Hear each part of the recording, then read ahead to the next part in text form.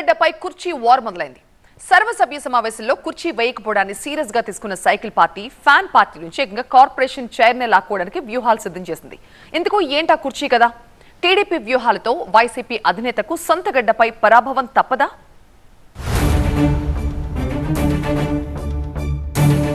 గడపలో కుప్పం వ్యూహం, ఫ్యాన్ కు పవర్ కట్ చేసే ప్లాన్. కంచుకోటలో జగన్ కు షాక్ తప్పదా? గడప మున్సిపల్ కార్పొరేషన్ లో కుర్చీలాట స్టార్ట్ అయింది. వైసీపీ అధీనంలో ఉన్న కార్పొరేటర్ సీట్ ను సైకిల్ ఖాతాలో వేసేందుకు పావుల్ని గదుపుతోంది అధికార పార్టీ. అయితే ఈ వ్యవహారం అంతటికి కారణం ఓ కుర్చీ వివాదం. రీసెంట్ గా జరిగిన సర్వసభ్య సమావేశంలో స్థానిక కడప ఎమ్మెల్యే మాధవిరెడ్డికి మేయర్ పక్కన కుర్చీ వేయకుండా అవమానించినందుకే ఈ రచ్చ మొదలైంది.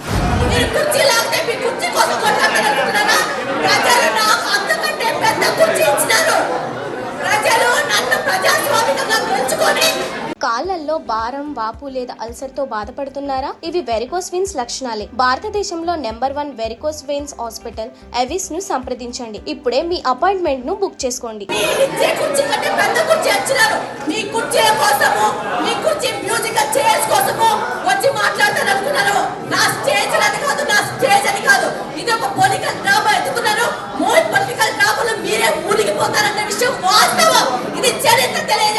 గడప సర్వసభ్య సమావేశంలో మేయర్ కుర్చీకి ఇరువైపులా కడప, కమలాపురం ఎమ్మెల్యేకు చైర్లుంటాయి.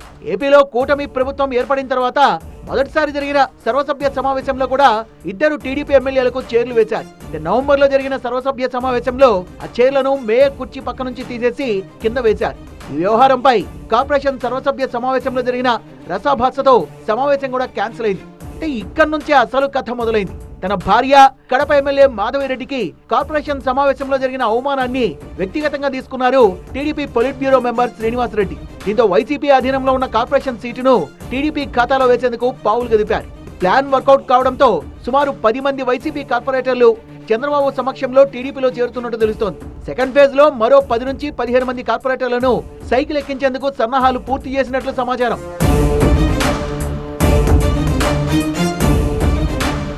కడప కార్పొరేషన్ లో మొత్తం 50 స్థానాలుంటాయి. వీటిలో వైసీపీ 48 స్థానాల్లో విజయం సాధించగా టీడీపీ ఒక సీటు, స్వతంత్ర అభ్యర్థి ఒక స్థానంలో విజయం సాధించారు. గెలిచిన ఆ ఇండిపెండెంట్ అభ్యర్థి కూడా వైసీపీకే సపోర్ట్ చేశాడు. దీంతో కడప కార్పొరేషన్ లో వైసీపీ బలం కదిలించలేనంతగా పాతుకుపోయింది. సార్వత్రిక ఎన్నికల్లో ఘోర ఓటమితో కడప కార్పొరేషన్ లో కూడా వైసీపీకి బీటలు మొదలయ్యాయి.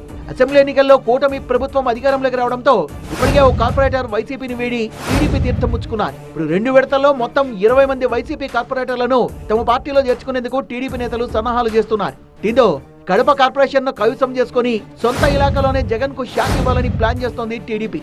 వైపు పార్టీ మారుదామని డిసైడ్ అయిన కార్పొరేటర్లతో కడప ఎంపీ అవినాష్ రెడ్డి చర్చలు జరిపినప్పటికీ ఫలితం కనిపించలేదని తెలుస్తోంది. తమ పార్టీ కార్పొరేటర్లను టీడీపీ లాక్కోవడాన్ని తీవ్రంగా తప్పుపడుతున్నారు మేయర్ సురేష్ బాబు. పార్టీ మారుతున్న సభ్యులు దమ్ముంటే రాజీనామా చేసి మళ్లీ పోటీ చేసి గెలవాలని సవాల్ విసురుతున్నారు.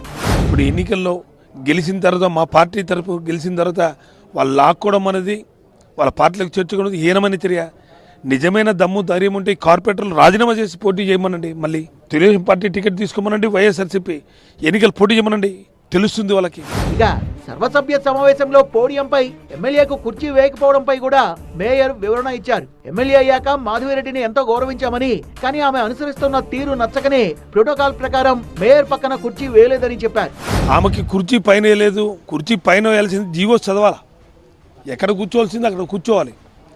అది మా వెసులుబాటు. కార్పొరేషన్ మేయర్గా నేను మీటింగ్లో నా అభిష్టాన్ని మేరకు వాళ్ళ పైన కూర్చోపెట్టడానికి, పైన కూర్చోపెట్టకూడదని నా అభిష్టానికి ఉంటుంది. మామను గౌరవిస్తే ఆమెను కూడా గౌరవించింది. ఆ గౌరవాన్ని నిలబెట్టుకోలేదు. కడప అంటే వైఎస్ఆర్ ఫ్యామిలీకి కంచుకోట. 2024 ఎన్నికల్లో పరిస్థితులు మారిపోయాయి. కడప జిల్లాలో 7 నియోజకవర్గాలుండగా అందులో పులివెందుల, బద్వేల్ మినహా మిగతా స్థానాలు కూటమి దక్కించుకుంది. స్థానంలో బీజేపీ, 4 చోట్ల టీడీపీ అభ్యర్థులు విజయం సాధించారు. దీంతో సొంత జిల్లాలోనే జగన్ కు తొడగొట్టి సవాల్ చేసింది కూటమి. తాజాగా కడప కార్పొరేషన్ పై కన్నేసింది. జగన్ అధికారంలో ఉన్నప్పుడు 2019 నుంచి 2024 వరకు కుప్పం నియోజకవర్గాన్ని టార్గెట్ చేసింది వైసీపీ. స్థానిక సంస్థల ఎన్నికల్లో విజయం సాధించి చంద్రబాబు పని అయిపోయిందన్న సంకేతాల్ని పంపించింది. సేమ్ ఇప్పుడు అదే ప్రణాళికను కడపలో అమలు చేయాలని భావిస్తోంది టీడీపీ.